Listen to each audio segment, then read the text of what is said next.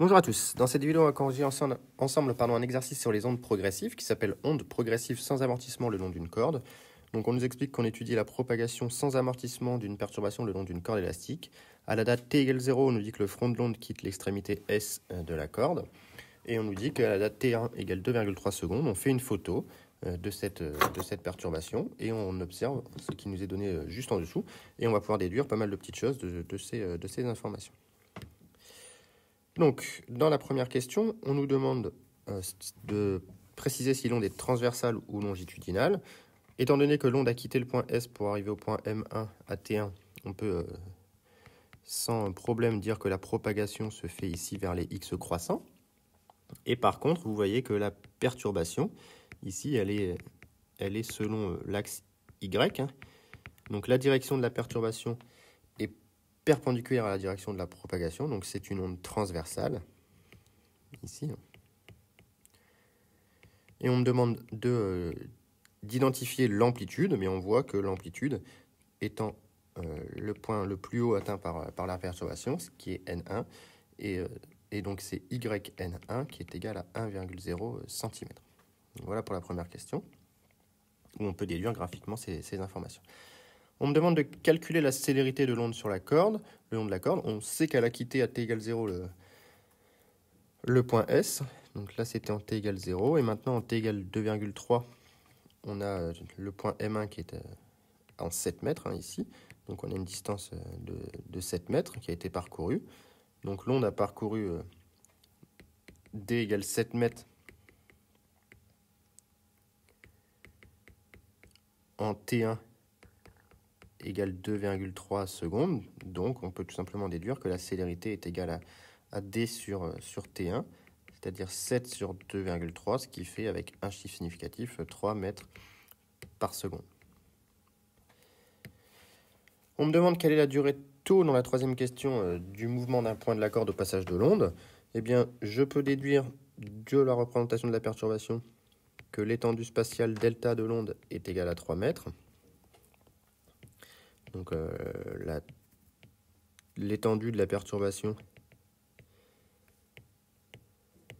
si on peut noter ça comme ça,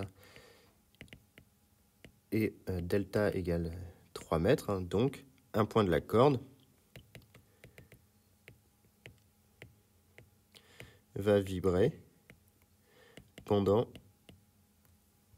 tau égale delta sur C égale à 1 seconde. Donc chaque point de la corde va ici vibrer pendant une durée de 1 seconde, tout simplement, au vu de l'étendue spatiale de la perturbation.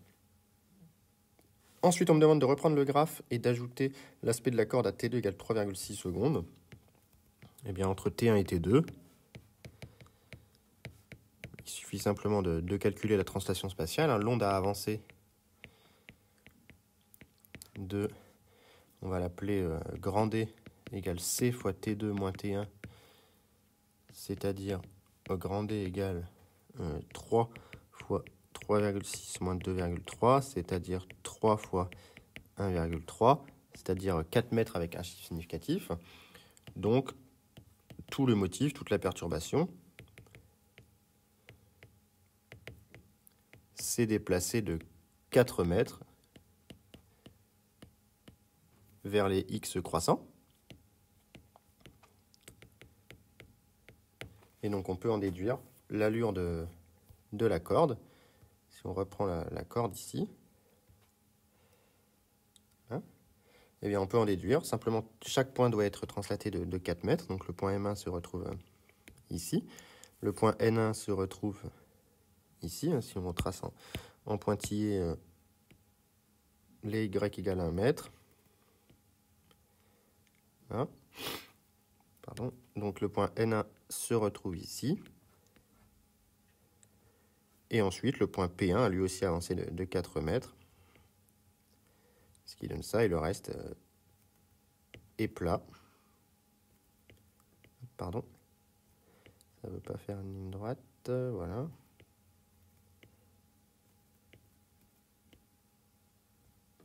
Voilà donc pour la perturbation en T égale T2.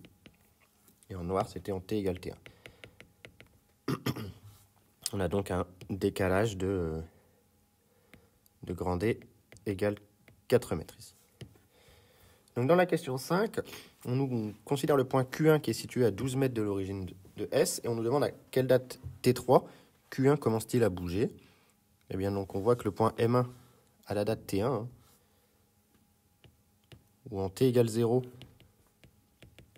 le front de l'onde est en S. Il a donc 12 mètres à parcourir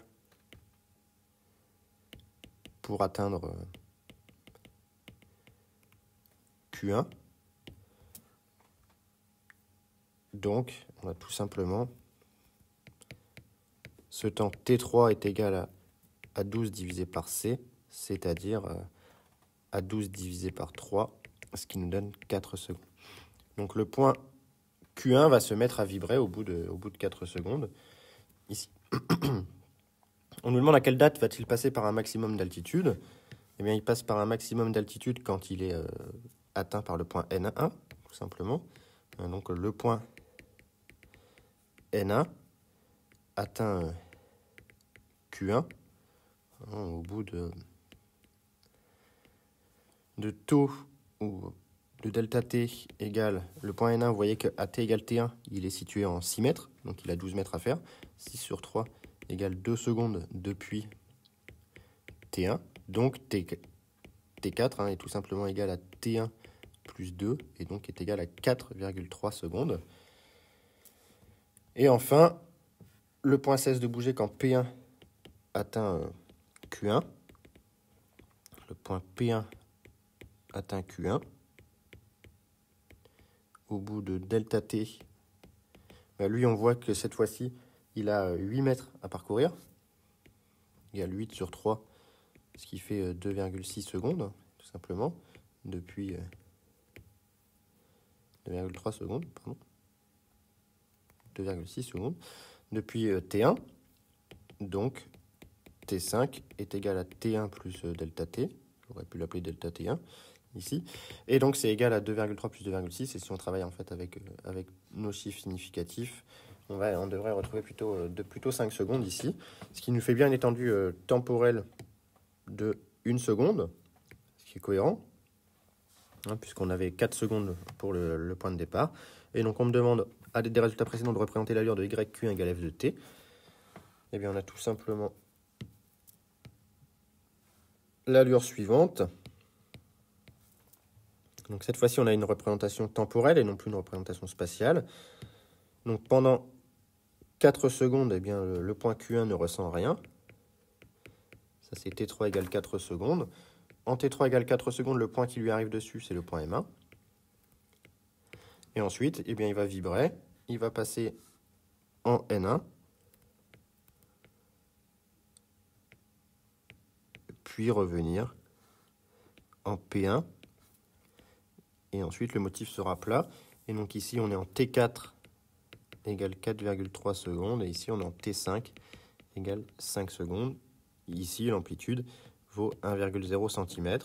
Et donc voilà à quoi ressemble la perturbation vue du point de vue temporel. Et donc on peut faire apparaître sur cette perturbation ici taux qu'on avait calculé précédemment, qui vaut 1 seconde. Donc voilà pour cet exercice, un exercice classique sur les ondes progressives. J'espère que la résolution était assez claire et qu'elle pourra vous aider.